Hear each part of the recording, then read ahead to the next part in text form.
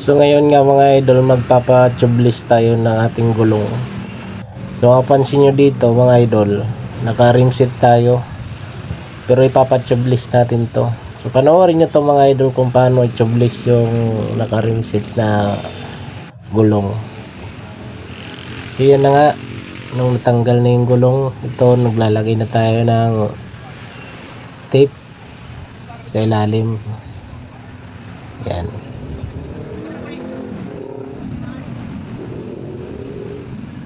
Kailangan lagyan nyo ng maayos ng tape yan.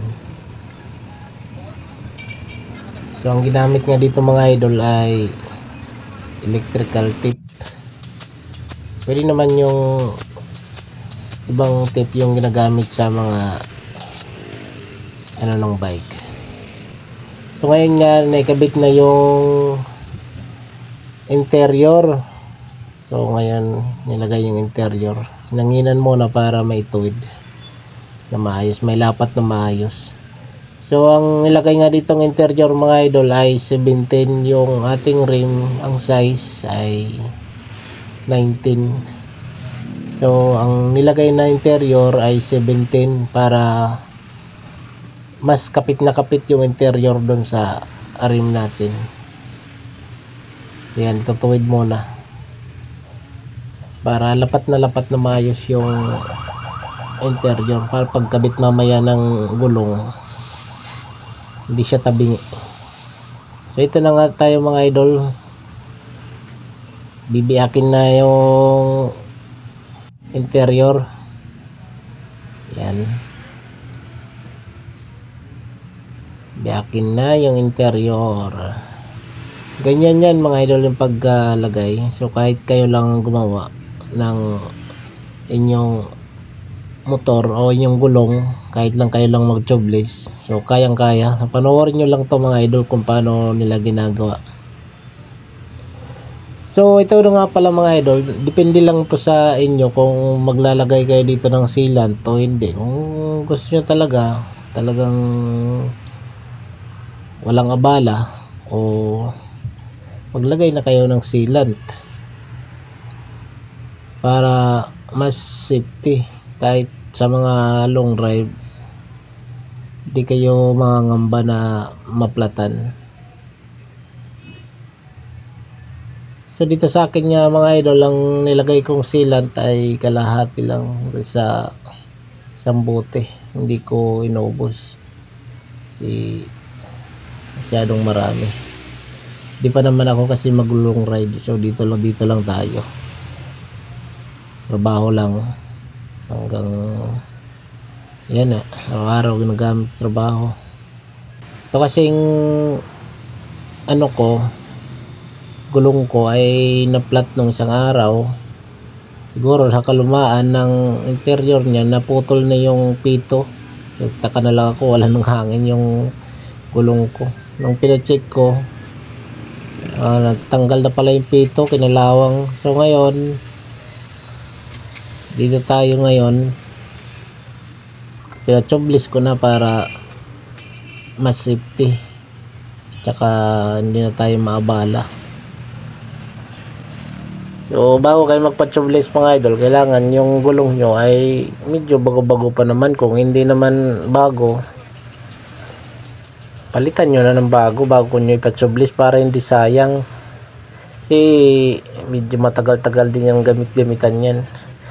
Hirap naman kung luma ng gulong ang kakabit nyo, sayang din, ipapa-tubeless nyo.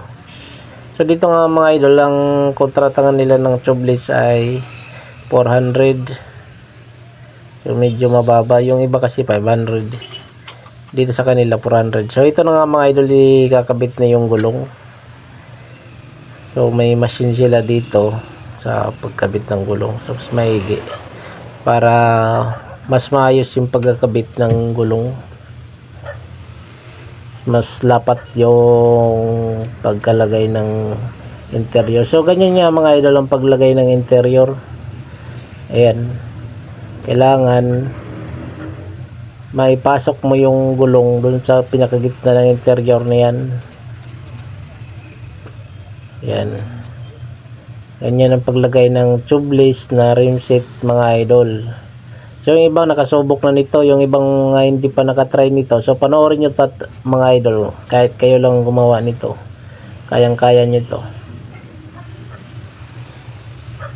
So, ganyan lang ka dali mag tubeless. So dito sa kanila kasi kumpleto ng gamit, kaya yan. Nihila ni idol yung yung interior para lumapat siya, lumapat na maayos. Ayan,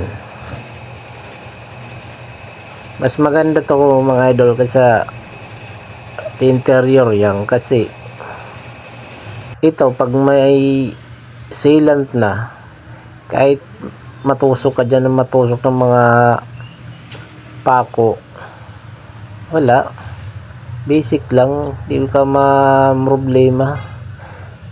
So ito dapat ang ginagawa nyo sa mga gulong nyo, kung lalo sa mga naglulong ride, para iwas sa bala. Dalas kasi lalo na kung yung manipis yung gulong mo, ay problema, kahit tamtax lang pwede na mabutas.